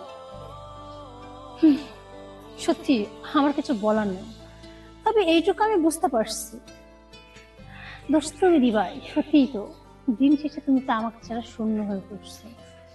তবে একটা কথা কি জানো তো, এত কিছু বলার পরেও আমার খারাপ লাগছে না। আমার খারাপ লাগছে তোমাকে দেখার পর যে এই জায়গাতে তুমি এখনো আছো। আমি তো এরকম একটা দিন কখনো দেখতে চাইনি। আমি তো চেয়েছিলাম ঠিক আছে, যেহেতু তুমি আমার দায়িত্ব নিলে না, আমার বাবা মা যেখানে আমার বিয়ে দিবে আমি সেখানেই বিয়ে করবো। আমি যে ওখানে খুব একটা ভালো আছি তা না, হ্যাঁ, তার দিক থেকে কোনো কমতি নেই। তুমি জানো এই যে আমি তোমার সাথে এখানে দাঁড়ায় কথা বলছি, সে কিন্তু আমার হাজবেন্ড আছে। আমি আমার হাজবেন্ডের সঙ্গে বের হয়েছিলাম, কিন্তু দূর থেকে তোমাকে দেখার পর আমার বুকের ভিতর কেমন যেন হাহাকার করে উঠলো। খুব মন চাইলো তোমার থেকে জানতে তুমি এখানে কি করছো। আর ওকে বললাম তুমি একটু দাঁড়াও, আমি আসছি। 2 মিনিটের কথা বলে আমি এতক্ষণ ধরে এসে তোমার সাথে কথা বলছি। কিন্তু ও বিচারা দেখো, একটাবার না ফোন দিচ্ছে আর না আমাকে ডাকছে। কিন্তু তবুও কেন জানি ওই মানুষটাকে আমি মন থেকে আজও মেনে নিতে পারিনি, আজও ভালোবাসতে পারিনি, শুধুমাত্র তোমার কারণে। তুমি কি ভাবছো আমি এখানে সুখে আছি? না। জানো তো, যখন একটা মানুষ একটা মানুষকে ভালোবাসে আর সেই মানুষটাকে যখন পায় না, মাঝখানে কি হয়, 3টা জীবন নষ্ট হয়ে যায়। এই যে যেমন দেখো, যে এখন আমার বর্তমান স্বামী, আমি না পারছি পরিপূর্ণ তাকে ভালোবাসতে, না পারছি ছেড়ে দিতে। এই যে তুমি, তোমাকে আমি ভালোবাসি কিন্তু তোমাকে আমি পেলাম না। এই যে তুমিও আমাকে ভালোবাসো কিন্তু তুমিও আমাকে পেলে না। কিন্তু জানো, ওই দিন যদি একটু সাহস নিয়ে তুমি আমার হাতটা ধরে আমাকে নিয়ে পালিয়ে যেতে, হয়তো দুজন কিছু একটা করে খেতাম। জানি, হয়তো আজকের মতো লাইফস্টাইল আমার থাকতো। হয়তো এমন হতো যে কোনো ফুটপাথে আমাদের জায়গা হতো বা কোনো বস্তিতে, তাতে কি, অন্তত দিন শেষে তোমার কাঁধে মাথা রেখে একটু ঘুমাতে পারতাম। তোমার বুকে মাথা রেখে শান্তিতে একটু ঘুমাতে পারলে আমার সমস্ত ক্লান্তি দূর হয়ে যেত। আর তোমার জন্য আমি সারা জীবন যুদ্ধ করতে পারতাম। আর আমাদের পরিবার ঠিক একটা সময় পর মেনে নিত। আর তোমাকে এস্টাবলিশ করার দায়িত্ব নয় আমিই নিতাম। আরে আমিও তো লেখাপড়া করেছিলাম নাকি? কিন্তু কই, যে সাহসটা তোমার করা উচিত ছিল তুমি সেদিন সেই সাহসটা দেখাওনি। আমি মেয়ে হয়ে তোমাকে বারবার দেখানোর চেষ্টা করেছি, কিন্তু না, তুমি কোনো রেসপন্স করোনি। আর যখন একটা ছেলে দায়িত্ব নিতে চায় না, রেসপন্স করে না, তখন সত্যি একটা মেয়ের কিছু করার থাকে না। তাই আমি ওই দিন নিরুপায় ছিলাম। তবুও আজকে দেখো তোমার চোখে আমিই অপরাধী। ঠিক আছে, আমি অপরাধী, বাস তুমি সারা জীবন আমাকে অপরাধীর কাঠগড়ায় দাঁড় করা রাখো। আমার কোনো আফসোস নেই, আমাকে না তোমার ক্ষমা করতে হবে না। কিন্তু তোমার কাছে না আমার একটা রিকোয়েস্ট আছে। দেখো, তোমার লাইফে আর আমার কখনো ফিরে আসা সম্ভব না, কারণ আমি এখন অন্যজনের বউ। আর তোমাকে ভুলে যাওয়া আমার পক্ষে সম্ভব না। আমি তোমাকে ভালোবাসতাম, ভালোবাসি, আর সারা জীবনে ভালোবাসবো। কিন্তু কিছু মানুষের তো না পাওয়া ভালোবাসে। তুমি না হয় আমার হৃদয়ে সেরকম না পাওয়া ভালোবাসা হয়ে থেকে, তবে আমি না তোমার এরকম জীবন দেখতে চাই। আমি বলি কি সালমান, তুমি একটা কাজ করো। দেখো, জন্ম মৃত্যু বিয়ে এটা তো আমাদের কারো হাতে থাকে না। ওই যে বিধাতা, উনি উপর থেকে সবকিছু সেট করে দেয়, ঠিক আমরা সেভাবেই চলতে বাধ্য হই। তাই তোমার জীবনটাকে নষ্ট না করে তুমি বিয়ে করে ফেলো। তুমি তোমার পরিবারের পছন্দ মতো একটা বিয়ে করো, সুখের সংসার করো। হ্যাঁ আমি জানি প্রথম প্রথম মানতে তোমার কষ্ট হবে, কিন্তু বিশ্বাস করো কিছুদিন পর আস্তে আস্তে ঠিক হয়ে যাবে। এটাও জানি তুমি কখনো হয়তো আমাকে একবারে ভুলতে পারবে না, কারণ মানুষ প্রথম ভালোবাসে না, কখনো ভুলতে পারে না। এই যে যেমন দেখো, আমি তোমাকে ভুলতে পারিনি, তুমিও পারবা না। হ্যাঁ, আমি তোমার মনের মধ্যে থাকতে চাই। তুমি চাইলে আমার সাথে যোগাযোগ রাখতে পারো, আমরা কথা বলবো, হয়তো বন্ধু হিসেবে মাঝে মাঝে আমাদের দেখা হবে। কিন্তু প্লিজ তুমি আর তোমার লাইফটাকে এভাবে শেষ করো না। আমি চাই তুমি নতুন করে সংসার করো, তুমি ভালো থাকো। আর তোমার ওই ভালো থাকা দেখলে না আমি শান্তি পাবো। দেখো সূচনা, তুমি রিকোয়েস্ট করছো ঠিক আছে, কিন্তু তোমার রিকোয়েস্ট আমি রাখতে পারবো না। কারণ আমি তোমাকে ভালোবেসেছি। আমার পক্ষে অন্য কাউকে বিয়ে করা সম্ভব না। তোমাকে পাইনি তাতে কি হয়েছে, সারা জীবন তুমি আমার মনেই থাকবে। আর হ্যাঁ শোনো, আমি প্রতিদিন এখানে বসে থাকবো। তোমার যদি মন চায় তাহলে আমার সঙ্গে এসে দেখা করো। আচ্ছা, এটাই কি তোমার শেষ কথা? হ্যাঁ, এটাই আমার শেষ কথা। আচ্ছা ঠিক আছে, তাহলে এখন আমি আসি। আসলে আমার হাজবেন্ড অনেকক্ষণ ধরে অপেক্ষা করছে। ভালো থাকো। ঠিক আছে।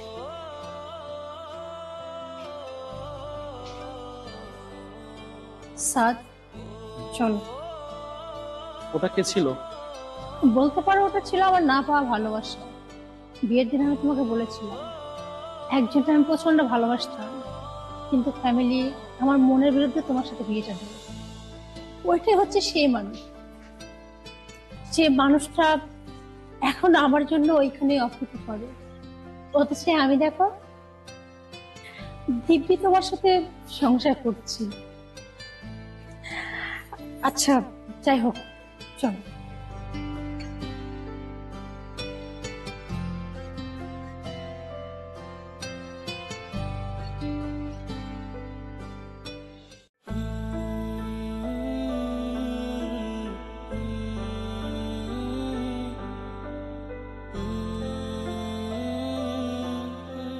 আরে সালমান, তুমি এখানে? কি হলো, ওইভাবে চেয়ে আছো যে? চিনতে পারছো না? আরে আমি সূচনা। সূচনা? কোন সূচনা? দেখা সালমান, তুমি কিন্তু আমার সাথে মজা করছো। আরে আমার চোখ ফাঁকি দেওয়া কি এত সহজ? আর তোমার আমি চিনবো না? সত্যি চিনতে পারছো না, নাকি না চেনা ভান করছো? সালমান বললেন? সালমান কে? এই সালমানটা আবার কি? তুমি এখনো চিনলা না? ম্যাডাম, আপনি মনে হয় কোথাও ভুল হচ্ছে। মোটেই আমার ভুল হচ্ছে না, আমি তোমার খুব ভালো করেছি। ও আচ্ছা, আমার উপর তোমার অনেক অভিমান হয়েছে তাই তো? নাকি রাগটা এখনো যায়নি, এর কারণে চিনে অচেনা ভান করছো? দেখেন ম্যাডাম, আপনার কোথায় ভুল হচ্ছে, দয়া করে প্লিজ এখান থেকে যান। সালমান প্লিজ, আমি বুঝতে পারছি না, আমি জানি আমি একটা ভুল করছি, তার জন্য কি আমাকে দেখে চিনে অচেনা ভান করবা? আমার দেখেও কি না দেখার ভান করবা? কই, আমি চাইলে তো তোমার পাশ থেকে বের হয়ে যেতে পারতাম, আমি তো গেলাম না। আমি ম্যাডাম একটু থামেন, আপনি কি ভুল করছেন? আমি জানি আহ, আমি যেটা করেছি সেটা একদম ঠিক হয়নি। হ্যাঁ, আমি তোমাকে ঠকিয়েছি, তো বিশ্বাস করো এই বয়সে মানুষ একটা ভুল করতেই পারে। আর আমি যেটা করেছিলাম আবেগ বা মোহের বশে আমি ভুলটা করে ফেলেছি, তার জন্য তো আমি তোমার অনেকবার সরি বলছি। আর তাছাড়া সালমান, আমি আমার ভুলটা বুঝতে পারছি, প্লিজ এরকম করো না, আমার এবারের মতো ক্ষমা করে দাও। দেখো, তুমি যদি আমার দেখার পর অচেনার ভান করো, এইটা কি আমার ভালো লাগবে না? তোমার সাথে আমার এইসব বিষয়ে কথা বলার মতো কোনো রুচি নেই। তুমি যে কাজটা করছো না, এই কাজের কোনো ক্ষমা নাই। দেখো আমি কি দোষ করছিলাম, তুমি আমার সাথে এরকম করলা? ও আচ্ছা, তাহলে আমি যেটা ভেবেছিলাম সেটাই সত্যি হলো। তুমি আমাকে চিনো না চেনার ভান করছিলে। আসলে তুমি ইচ্ছা করে আমাকে চিনতে চেয়েছিলে না। আর সেই রাগটা তুমি এখনো মনের মধ্যে পুষে রেখেছো। জানো তো সালমান, আমি তোমার সত্যি ভালোবাসতাম, বিশ্বাস করো। হয়তো আজকে আমি হাজার চেষ্টা করে তোমাকে বোঝাতে পারবো না আমি তোমাকে কতটা ভালোবাসতাম। কারণ অন্যটা তো আমি করেছি। আর তারপর তোমার সামনে কোন মুখ নিয়ে দাঁড়াবো বলো? আর কিভাবে বা তোমার বোঝাবো? ঠিক তোমার জায়গাতে যদি আজকে আমি থাকতাম, আমিও তোমার ভুলে বুঝতাম। এটাই স্বাভাবিক। কিন্তু জানো সালমান, আসলে আমার বয়সটা অনেক কম ছিল। আমি তোমাকে বারবার বলতাম আমাকে একটু সময় দাও, আমাকে একটু সময় দাও। সালমান, তুমি সবসময় আমারে বলতে, দেখো ঠিকভাবে লেখাপড়া করো, বড় মানুষ হতে হবে, আমাকেও লেখাপড়া করে প্রতিষ্ঠিত হতে হবে। কিন্তু দেখো সালমান, উঠতে বয়সে আমরা ছেলেমেয়েরা কি চাই? ভালোবাসা মানুষের কাছ থেকে একটু সময়, তার সাথে একটু গল্প করতে চাই, একটু সময় কাটতে চাই। কিন্তু তুমি তুমি সবসময় শুধু আমার বাহানাতেই ছিল। আমাকে কতটা তুমি সময় দিতে? তোমার যখন বারবার বলতাম সালমান আমার সাথে একটু দেখা করো, তুমি আমারে কি বলতো? হ্যাঁ হ্যাঁ, দেখা করবো। এত তাড়াতাড়ি দেখা করে কি হবে? দিনের পর দিন, সপ্তাহ পর সপ্তাহ যাইতে যাইতে মাসের পর মাস হয়ে যেত। কিন্তু এই যে তুমি, এই তুমিটা না আমার সাথে দেখা করতে না, সবসময় বলতে ভালো রেজাল্ট করতে হবে, বুঝে না আমাকে লেখাপড়া করতে হবে। পাশাপাশি আমি একটা কাজ করি, আমি যখন তোমার ফোন দিতাম সালমান একটু আরেকটু সময় কথা বলি, তুমি আমারে বলতাম এখন সময় নাই, আমার লেখাপড়া আছে, রাখি। আবার রাতে শোয়ার আগে যখন ফোন দিতাম তখন বলতো দেখো ঘুম পাচ্ছে, সকালে উঠতে হবে। হ্যাঁ আমি জানি তুমি অন্য কারোর সাথে কথা বলতে না, তুমি ব্যস্ত থাকতা, তুমি টিউশনে পড়াতে, নিজে লেখাপড়া করতে, পাশাপাশি একটা ব্যবসা করতে। কিন্তু একবার আমার জায়গা থেকে দেখেছো আমি কি চাই? আমি তো তোমার থেকে একটু সময় চেয়েছি। আর তুমি অলওয়েজ টাইম বলতে আমাকে মন দিয়ে লেখাপড়া করো, কিন্তু আসলে কতটুকু লেখাপড়া করবো? কারণ আমার এই মনটা তো সারাক্ষণ তোমার কাছে পড়ে থাকে। কিন্তু সেইখানে আমি তোমার বুঝাইতে পারিনি, নিজেকে বড্ড একা মনে হতো। আর এর মাঝখানে আমার জীবনে আসলে তরুণ, ওর সাথে না আমার প্রেমটা বিশ্বাস করা হয়নি।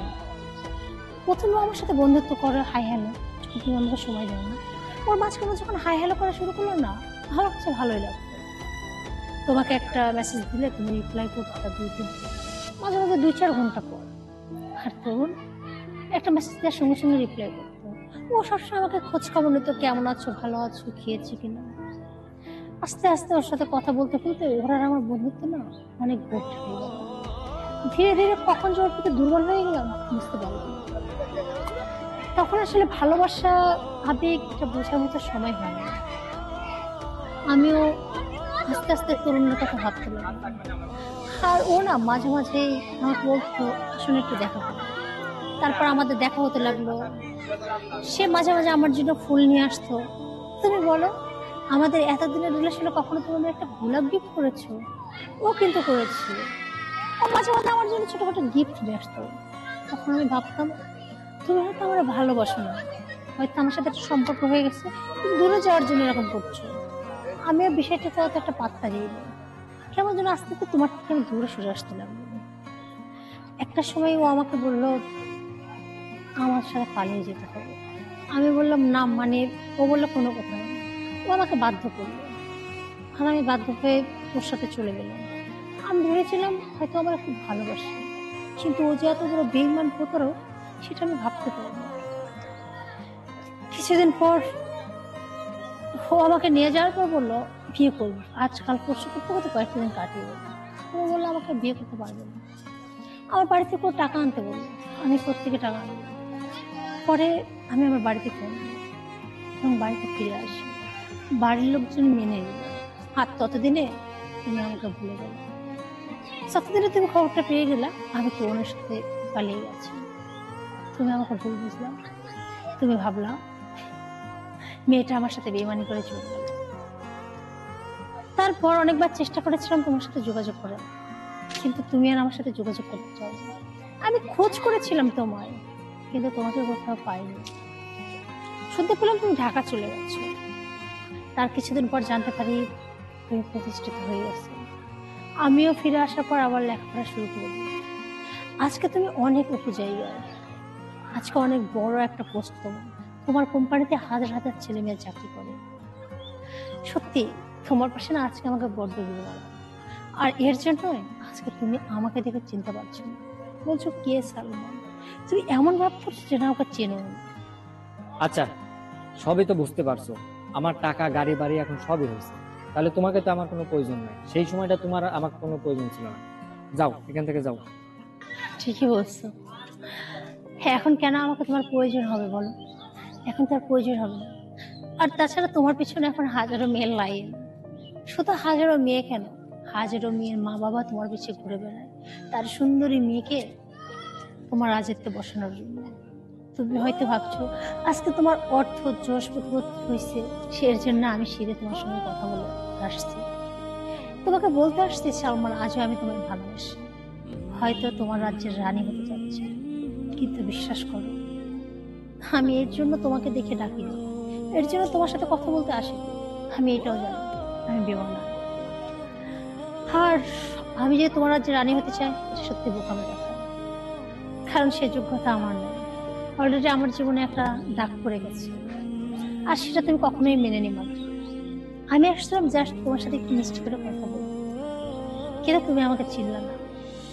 খারাপ লাগছে, কিন্তু আফসোস নাই, কারণ আমি যেটা করেছি তারপর এটাই আমার প্রাপ্য ছিল। ঠিক আছে, আমি চলে যাচ্ছি, ভালো থেকো। আর পারলে আমাকে ক্ষমা করে দিও। আর হ্যাঁ, তুমি হয়তো আমাকে দেখলে অচেনা ভান করতে পারো, কিন্তু আমি তোমাকে দেখলে ঠিক ডাক দিব, কেমন আছো জানতে চাইবো, একবার হলেও কথা বলবো। যদি মন চায় উত্তরটা দিও, আর যদি না মন চায় সত্যি কিছু বলার নেই। থাক, তোমাকে আর বিরক্ত করতে চাই না, ভালো থাকো। তুমিও ভালো থেকো।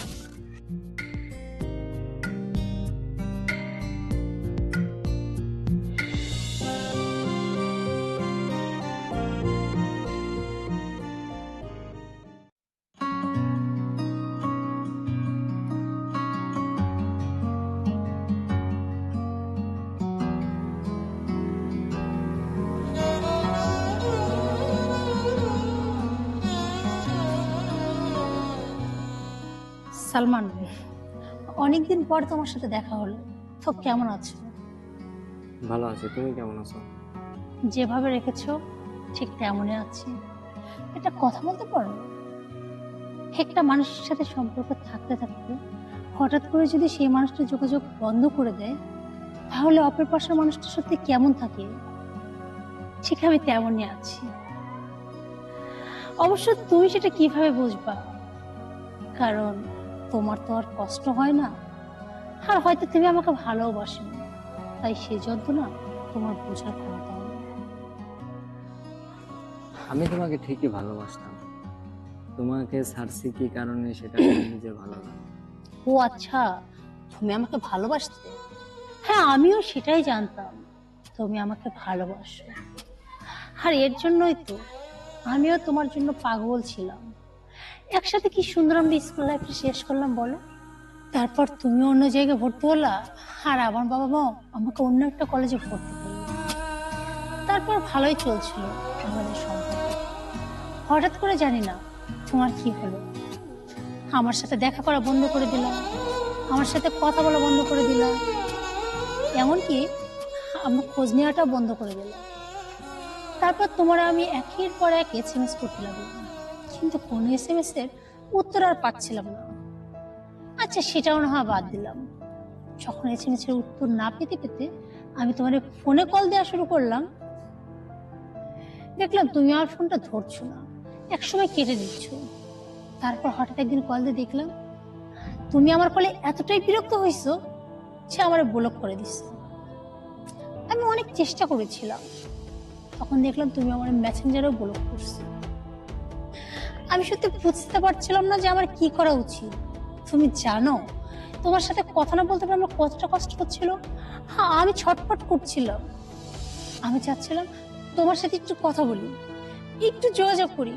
একটা বার আমি যদি তোমার সাথে কথা বলতে পারতাম, আমি যদি জানতে পারতাম আচ্ছা আমার দোষটা কি।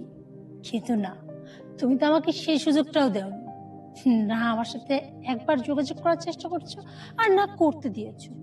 আচ্ছা আমি কি এমন করেছিলাম যে তুমি আমার সাথে সম্পর্ক তো বাদ দিলা, যোগাযোগটা বন্ধ করে দিলা? তোমার মনের মধ্যে যে এত পেঁয়াজ, এটা বলে বোঝাতে পারবো না। পেঁয়াজ আমার মনের মধ্যে? আচ্ছা বুঝলাম না, পেঁয়াজের মতো কি এমন কাজ করলাম আমি যে তুমি বললা পেঁয়াজ? আর তাছাড়া আমার জানার মধ্যে আমি তো তোমার সাথে এমন কোনো কথা বা এমন কোনো ব্যবহার করিনি যে যার জন্য তুমি বলছো যে আমার মনের মধ্যে অনেক পেঁয়াজ। আচ্ছা সালমান, তুমি কি ভাবো? হ্যাঁ, হাতে 5টা আঙ্গুল সমান? এই যে দেখো আমার হাতে 5টা আঙ্গুল কিন্তু সমান নেই। তেমনি মানুষও না সবাই এক হয় না। আমি জানি না কোন মেয়ে কেমন, কোন মেয়ে কি করে, কিন্তু তাদের সাথে না তুমি আমাকে দয়া করে গুলিয়ে ফেলো না প্লিজ। এটা আমার রিকোয়েস্ট। তুমি আমাকে ভালো না বাসতে পারো, কিন্তু এভাবে তুমি অসম্মান করতে পারো না। এটা তোমার অধিকার নাই। কারণ তোমার লজ্জা লাগে না? তুমি আমাকে অপমান করছো, অসম্মান করছো, শুধু আমাকে না আমার ভালোবাসার দিকে আঙ্গুল তুলছো। আরে তোমার কি মনে হয় হ্যাঁ আমি 10টা ছেলের সাথে রিলেশন করে বেড়াই? হ্যাঁ, আমি চাইলে পারতাম একাধিক ছেলের সঙ্গে রিলেশন করতে, কিন্তু আমি ওইরকম মেয়ে না। কারণ আমি তোমারে ভালোবাসতাম, তোমারে ভালোবাসি। আজ পর্যন্ত আমার জীবনে না দ্বিতীয় কোনো ছেলে আসেনি, আর সেটা আসা কখনোই সম্ভব না। কারণ ভালোবাসাটা একটা অন্য জিনিস।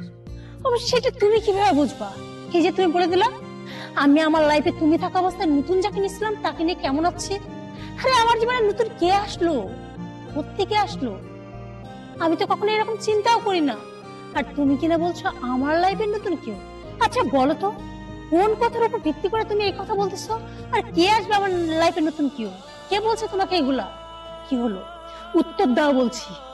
আচ্ছা, বিদায় অনুষ্ঠানের দিন একটা ছেলের বাইকে উঠে তুমি চলে গেলে, ওই ছেলেটা কে ছিল? আর রিয়াদ কিন্তু আমাকে সবই বলছে। আচ্ছা, তুমি যার সঙ্গে আছো তার সঙ্গে তো তুমি সুখে আছো, তাহলে তুমি আমার পিছনে ঘুরতেছো। বাহ, বিষয়টা এখন বুঝতে পারছি। আচ্ছা ওই দিন ফোনটা বন্ধ না রেখে যদি তুমি আমাকে একটু বলতা যে বিষয়টা এই, তাহলে হয়তো এতদিন আমাদের দূরত্ব থাকতে হতো না। আচ্ছা তুমি না আমারে ভালোবাসতা, আমার উপর তোমার এতটুকু বিশ্বাস ভরসা কিচ্ছু ছিল না না? কিসের ভালোবাসতা তুমি আমায়? আজকে তো আমার নিজের প্রতি, নিজের ভালোবাসার প্রতি লজ্জা লাগতেছে। কারে ভালোবাসতে আমি? সত্যি কি তুমি আমারে ভালোবাসতে? ভালোবাসলে একটা মানুষ এতটা অবিশ্বাস কিভাবে করতে পারে? আরে ওই দিন তুমি যার সাথে বাইকে দেখছিলা ওটা ছিল আমার কাজী, আমার চাচাতো ভাই, আর তুমি তারা বয়ফ্রেন্ড বানাই নিলা। ছি! আচ্ছা তোমাদের মতো ছেলেদের জন্য কি আমরা মেয়েরা তাদের ভাইদের সঙ্গে বাইরে বের হইতে পারবো না? নাকি কোনো ভাইয়ের সঙ্গে কোনো বোন বের হলে তাকে ধরে নেবে তার বয়ফ্রেন্ড গার্লফ্রেন্ড? আর তোমার রুচি এতটা নিচে কিভাবে নামলো বলো তো সালমান? যে তুমি আমার ভাইয়ের সঙ্গে দেখে আমাকে একটাবার জিজ্ঞেস করলে না, আমার ভাইয়ের ভাইকে দেখলে আর ধরে নিলা যে ওটা আমার বয়ফ্রেন্ড। আর কি যেন বলছিল তোমার ফ্রেন্ড বলছে না? তোমার ফ্রেন্ড বলছে তার মানে ও বলছে যে আমার বয়ফ্রেন্ড আছে বা তার সঙ্গে সম্পর্ক। আচ্ছা ও আমার ভাইয়ের চেনে? তুমি জানো তোমার বন্ধু কেন এসব কথা বলছে? জানো না? আরে তোমরা তো বন্ধুত্বকে অনেক বিশ্বাস করো, কিন্তু অন্তত বন্ধুত্ব নির্বাচন করার আগে মানুষটাকে ভালোভাবে বুঝে নেওয়া উচিত। তুমি জানো তোমার ওই বন্ধু তোমার সাথে রিলেশনের পর কতবার আমার পিছে ঘুরছে, আমারে কতবার বলছে সালমান ভালো না, সালমান নেশা করে, সালমান অন্য মেয়েদের সাথে কথা বলে, অন্য মেয়ের সাথে সম্পর্ক আছে, কখনো তোমাকে বিয়ে করবে, শুধু তোমাকে ইউজ করবে। তুমি ওর সাথে সম্পর্ক রেখো না, তুমি আমার কাছে আসো, আমার সাথে সম্পর্ক করো, আমি সবকিছু জেনে তোমার সাথে সম্পর্ক করতে চাই। মনে করে দেখো তো আমি তোমাকে বলেছিলাম রিয়াদ তোমার কেমন বন্ধু হয়। আসলে রিয়াদকে তোমাকে খুব ভালোবাসে। তুমি বলছিলে কেন? আমি বলছিলাম না, মাঝে মাঝে ও তোমার সম্বন্ধে উল্টোপাল্টা কথা বলে। তুমি কি বলছিলে সেই দিন? আরে ওটা ও মজা করে বলে। আমি লাস্ট রিয়াদকে অপমান করেছিলাম, শুধু তাই না, একদিন তো রিয়াদ আমাকে বললো যে না, আমাকে ভালোবাসতেই হবে। আমি না বলাতে সে আমার হাতটা টেনে ধরলো, আর তখন রাগ কন্ট্রোল না করতে পারে আমি ওর টেনে একটা থাপ্পড় দিছিলাম। আর ওই দিন রিয়াদ আমারে বলেছিল, ঠিক আছে যা, যার জন্য আমার থাপ্পড় দিলি দেখি তার সাথে কিভাবে সম্পর্ক থাকে। এখন বুঝলাম তোমার বন্ধু সেই প্রতিশোধ নেওয়ার জন্য তোমার কাছে উল্টাপাল্টা কথা বলছে। অথচ দেখো, যাকে ভালোবাসো তার প্রতি তোমার একটু বিশ্বাস নেই, অথচ যেই বন্ধু তোমার ভালোবাসা নষ্ট করলো তার প্রতি তোমার অগাধ বিশ্বাস। বাহ, দারুণ তোমার ভালোবাসা না? অথচ আমি এতদিন ধরে ভাবতাম কি হলো, মাঝে মাঝে মনে হতো আচ্ছা রিয়াদ কি ঠিকই বলেছে, ওর কি তাহলে অন্য মেয়ের সাথে সম্পর্ক আছে, নাকি আমাকে ভালো লাগে না। আবার ভাবতাম না, নাকি ওর কোনো কারণে রাগ হয়েছে, কিন্তু কোনো উত্তর আমি পাইনি। আর আজকে সব উত্তরগুলো আমি পেয়ে গেছি। জানো তো, এখন মনে হচ্ছে এগুলো জানলে হয়তো তোমাকে এত রিকোয়েস্ট করে তোমার সাথে দেখা করতে আসতাম না। এই যে তোমার সাথে এখন এখানে বসে আছি না, তোমার সাথে এই একটা বার দেখা করার জন্য আমি কত মানুষকে ধরছি, কত মানুষকে রিকোয়েস্ট করেছি যে একবার জাস্ট আমাকে সালমানের সাথে মিট করাই দেয়। হাই রে বোকা আমি, যে মানুষটা আমার বিন্দু পরিমাণ বিশ্বাস করে না, অথচ সেই মানুষটার বিশ্বাসের জন্য আমি আসছে তার সামনে দেখা করতে, তাকে একটু বোঝানোর জন্য। ছি। সূচনা দেখো, আমার এখন মনে হচ্ছে আমার বোঝাতে বলছে। যাই হোক, তুমি কিছু মনে করো না। আর রিয়াদ যে এমন একটা কাজ করবে এটা আমার এখন বিশ্বাসই হচ্ছে না। দেখছো, এত কিছুর পরেও তুমি রিয়াদকে অবিশ্বাস করতে পারছো না। তোমার কাছে মনে হচ্ছে হয়তো আমি রিয়াদ সম্বন্ধে ভুল বলছি। আচ্ছা, তোমার কি মনে হয় রিয়াদ সম্বন্ধে মিথ্যা কথা বলে আমার কি লাভ? আর তাছাড়া অন্য ছেলের সাথে যদি আমার সম্পর্ক থাকতো, তাহলে নিশ্চয় তোমার সাথে কথা বলার জন্য বা দেখা করার জন্য আমি এত মানুষের রিকোয়েস্ট করতাম না, সেটা নিশ্চয় আমার প্রয়োজন ছিল না। একটা কথা বলি, ভালোবাসলে আগে বিশ্বাস করতে শেখো। আর যে সম্পর্কে বিশ্বাস থাকে না, আর যাই হোক, সে সম্পর্কটা কখনো টিকে না। আজকে রিয়াদের জন্য আমাদের সম্পর্ক নষ্ট হয়েছে, কালকে যে অন্য কারো কথাতে তুমি আবার আমার সাথে ব্রেকআপ করবে না, তার কি গ্যারান্টি আছে বলো তো? আচ্ছা যাই হোক, চলো, তুমি কি আমাকে ক্ষমা করছো? আসলে আমার সমস্যাটা কি জানো তো, যতই কেন না রাগ করি, এই তোমার সামনে আসলে যখন তোমার এই মুখটা দেখি না, তখন সমস্ত রাগ কিভাবে যেন দূর হয়ে যায়। খুব বেশিক্ষণ রাগ করে থাকতে পারি না। চলো। সব লোকে কয় লালন কি জাত সংসারে, সব লোকে কয় লালন কি জাত সংসারে, লালন বলে জাতের কি রূপ, লালন বলে জাতের কি রূপ, দেখলাম নাই নজরে সংসারে। সব লোকে কয় লালন কি জাত সংসারে।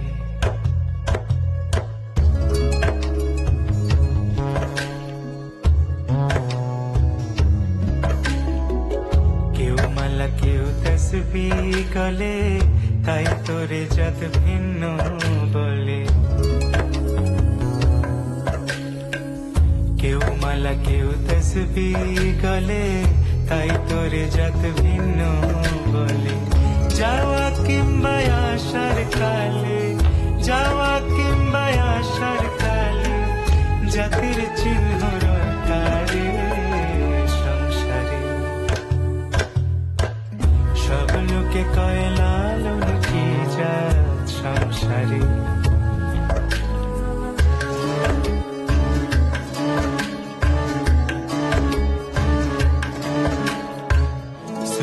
দিলে হয় মুসলমান, নারীর জাতের কি হয় বিধান, বামুন চিনি পইতে প্রমাণ।